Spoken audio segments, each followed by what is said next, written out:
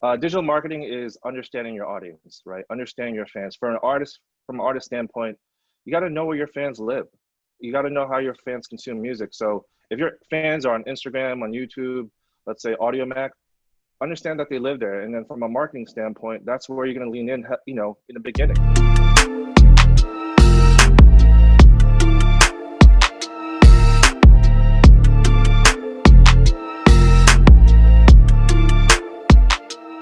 In selecting people for the chat, we kind of think about, who are those around us? Who do we have relationships with, or people that we want to know more from? And so you were on my initial list just because, I'm able to always reach out to you if I have a question about something, what's going on, Appreciate that. Can you give me some feedback on this, or can you help me out with something? So I just always appreciate, that I've always been able to come to you and vice versa. Just for any ideas. So just to give people an understanding of how we met probably last year, I guess. Last year, year before last? Last year, yeah. I have an artist that I manage by the name of Landstrip Chip, and he is signed to Def Jam. At the time, Drew was at Def Jam in digital marketing. So I really learned a lot from Drew and really saw his work ethic at the time.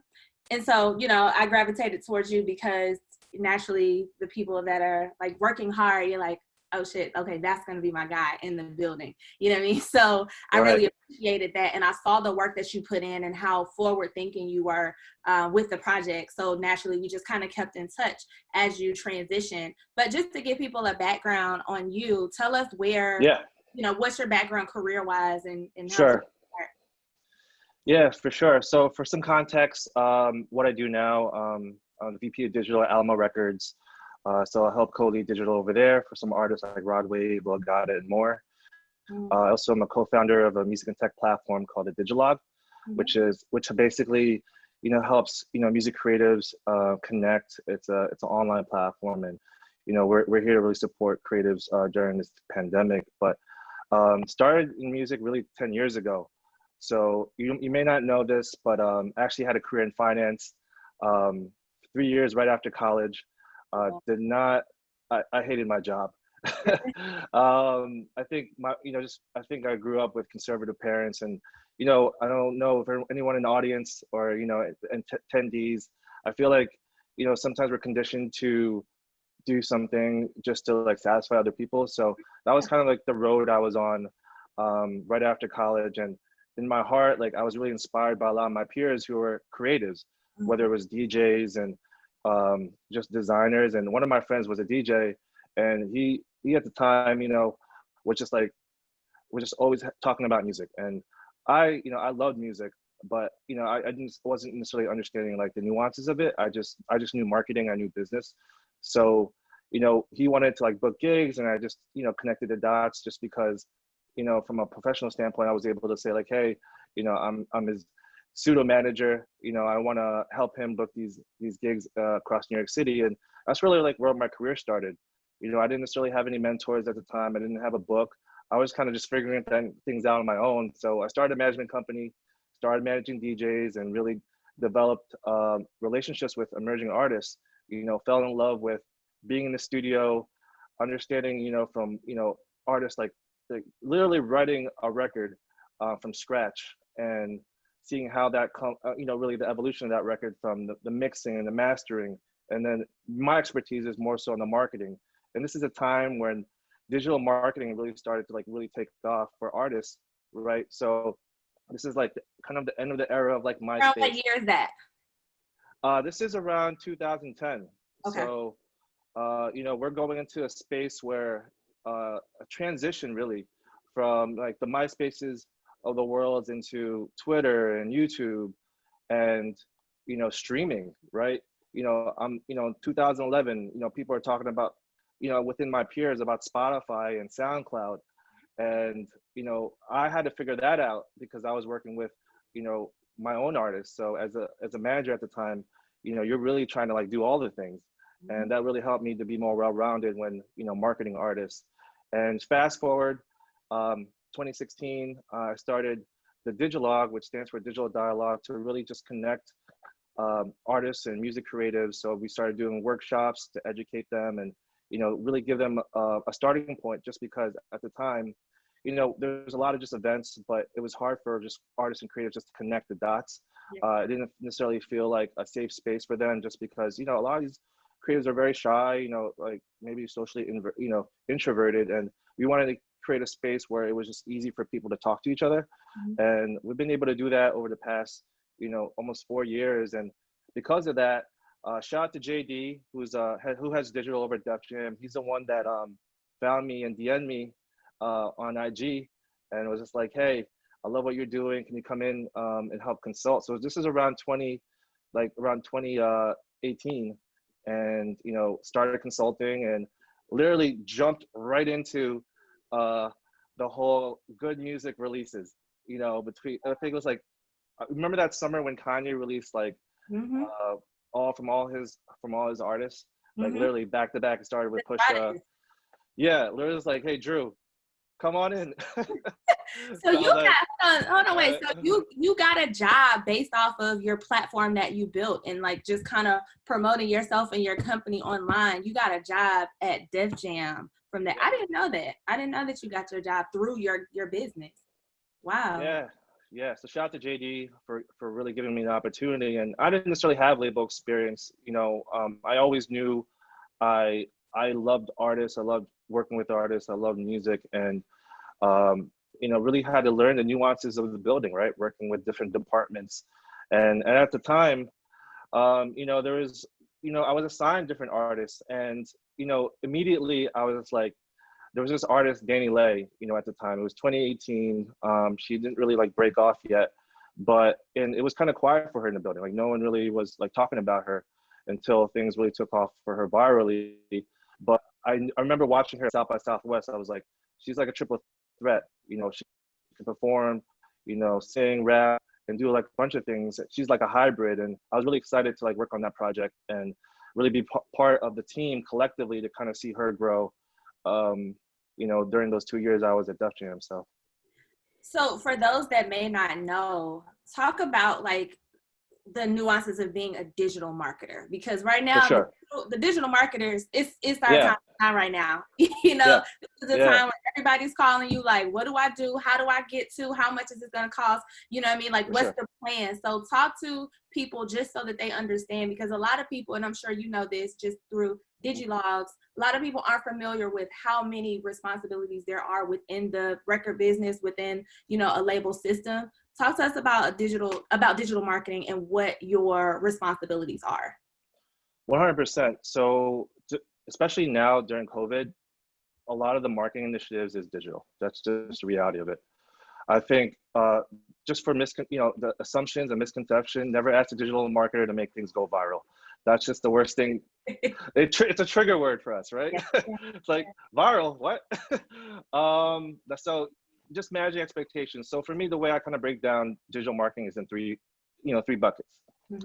Digital marketing is understanding your audience, right? Understanding your fans. From an artist standpoint, you got to know where your fans live.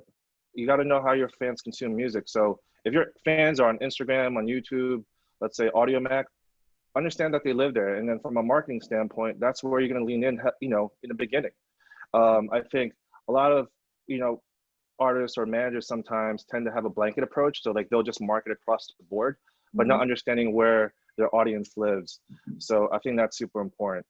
And then when it comes to marketing, it's not necessarily marketing on every platform. It's also knowing when to like lean in on those platforms where your audience lives, but also supporting, like, let's say the TikToks of the world, but you may not necessarily be TikTok because that's, what everyone's talking about, but it's also good to also test it out where it's like, you're not necessarily creating content to create dance challenges, but also building evergreen content to showcase your personality. So a lot of people are talking about TikTok right now, and you're like, hey, let's create a challenge, or let's let's work with influencers and like make this song go viral. And that's not the case. I think with TikTok, like any other platform, you have to treat it like, something that you have to grow every day, right? Outside of the music that you post, what are some of the cool things that make you unique outside of you being an artist? Maybe you like cooking, or you like working out, make you more dynamic. And then I think right now for artists, this is a time to, really highlight your personality outside of music, just because you want to create those meaningful connections. And I think, also from a marketing standpoint, the fans they just don't want you to see, they don't want to see content where you're just promoting your music. That's just, for them, it just feels contrived and forced. They want to show like, hey, so you actually smoke weed? Me too. Let's, like maybe if you're an artist that smokes weeds, maybe you do a Q&A and like a smoke session, and then you teach people how to roll. It's one of those things where like, I think you got to look at your interests. Like, let's say you like sports or you're into fashion, and create content where you can really connect the dots with those different buckets of fans, and really schedule it. Cause I feel like there's so much content right now that, what I tell artists, and especially my roster, is like, we have to schedule things. So if you're doing something on Monday, let people know that you're going to do this every Monday, so they know when to tune in, or if it's every Wednesday, because there's just so much content and live streams happening. You have to just really schedule things like a TV channel. Yeah. Because otherwise, what are we looking at? Totally get it. Exactly. Totally get it. So tell me, I'm jumping around a little bit, but tell me, like, now you're at Alamo, but in leaving Def Jam, we know the importance of Def Jam just, in the hip hop community. What gems were you able to take away? Because that was your first label job. For sure. Take away from there? What were your biggest takeaways? For sure. It's definitely the relationships and, how to talk to people. I think if you're super, let's say you have an artist, right? People don't know that, it's like, let's say you sign an artist and you're working, the building, like you really have to, connect connect the dots with all the departments. Yeah. And that's what I realized, that, I was passionate about Daniel A, and I had to educate, whether it's like the streaming team, the radio team, and really educate them on updates. Like, hey, this is happening. This is happening. Like, look at her socials growing. And just to really rally everyone to say like, hey, we need to lean in heavily and really break this artist right now, because we have a moment that we can't miss. So I think it's just building relationships and understanding who you're talking to, and not forcing things down, people's throats. Like, just really just being able to talk to them as people. And I have great relationships now, outside of Alamo. Like, these are really not just like from industry standpoint. Like, I really call them my friends. Like, I had Jackie yesterday on one of our like IG lives, and we could just call and just talk to each other, and it doesn't necessarily always have to be about music. So my takeaway with that is just build genuine relationships, and not feel like every industry relationship you have has to be transactional. Second thing I learned is, let your work speak for yourself. I think there's a lot, it's easy just to like say things that you're gonna do, just under, it's like, this is the thing, I think it's a standard cliche. I would say, under, like overperform, and it's really overperforming, but like not necessarily just like claiming that you're gonna do X, Y, and Z. Just do it and more. And I think with us, like when we were working with Chip, my goal with him was just to really like treat him as like a star, a level A artist. And that was the case across the board for my entire roster. I never like approached it like, hey, like he's an emerging artist, like I don't need to give him time and day. Like I treated everybody the same. And whether it was like, grabbing dinner at like 9 o'clock to talk over a digital marketing plan, like I wanted to do it because I wanted to make sure the artist was winning. Pulled you out sometimes at 12 o'clock to have dinner when we were in New York. So, but that's also because that's also a part of the political part of it. Being in Atlanta and having to travel so much to New York and LA, like the people that really hone in and understand that we're doing a lot of work to try to make sure that we're A, solidifying relationships, and B, keeping the ball moving is very important. Right. And that kind of aids in just developing those personal relationships, which I appreciate you for. No, I appreciate that. And, it's great because like we can have just genuine conversations where, and that's the thing, we're just checking in with each other, right? Like, hey, how are you doing? Now, and this is, a thing that, I really just want to advocate. Like when you're checking in with people, just don't check in to say like, hey, I need this X, Y, Z. Like just, if you're really checking in, check in. And I think that's important as you're building these relationships across the board, and not treating them like, hey, are as like people that you're gonna like leverage or so to speak. So what would you say? We have about 5 minutes left. So tell Right. me, just based off of where we are now, what Mhm. are, this is a 2-in-1. What are some tips that you're giving people in order to kind of stand out? Back to Gray's point, what they just talked about prior to our conversation. Everybody's on live. Everybody's kind of doing the same thing. But what are your tips to have them stand out? And my, second part of that question is, what are some of your favorite platforms to send people to? Yeah, definitely. So I think for me, for my advice for artists is to also explore other platforms. So I've been really advising for the artists that may be interested into Twitch. I think Twitch is a great live streaming platform. A lot of people have the assumption that it's only primarily gaming. It's not the case.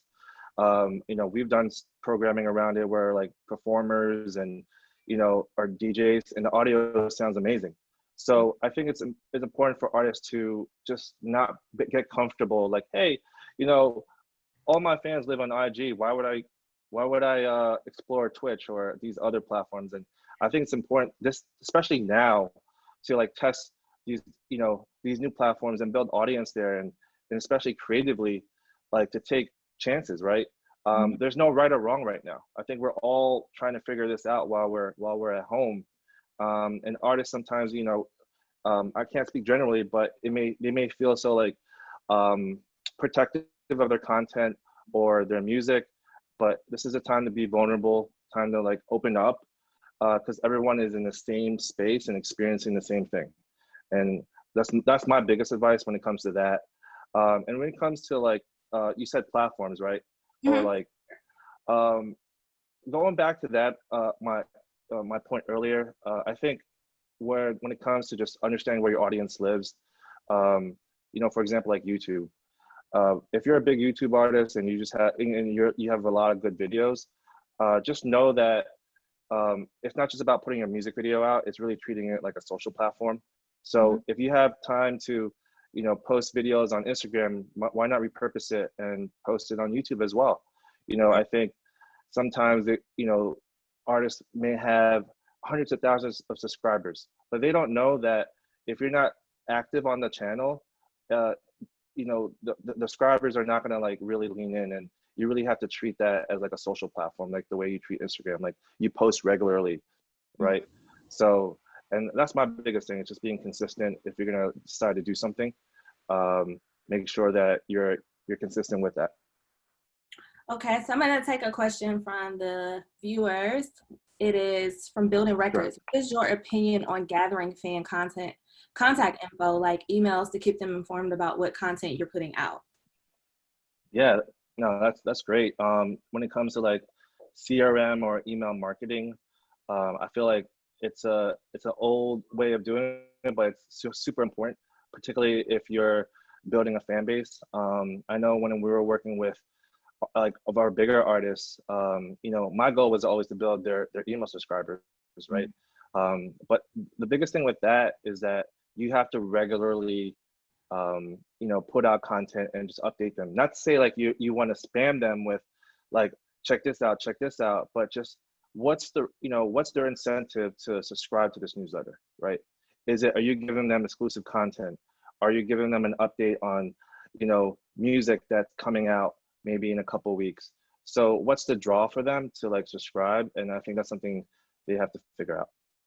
Yeah, to just add to your point, it should be like a club, a VIP club. It's the same way people are using Patreon. This is my specialized content. So I want to speak specifically to these VIP members of my following, So I think it's 100%. I agree with your point. It's a really great way to make sure you're keeping people engaged and also giving people something to feel like they're a little bit more important than just the average fan. Right. Yeah, 100%. So, okay, well, I think we are out of time, but I really appreciate you, Drew. You've been killing it over there at Alamo. You were killing it before. Digilogue is doing its thing. Tell people where they can find you online and also the information for Digilogue as well. For sure. Definitely connect with me. I got my handle Drew Curator, and then follow the Digilogue, TheDigilogue. It's a music and tech education platform. So for emerging creatives and professionals, it's a great resource for trying to build your career.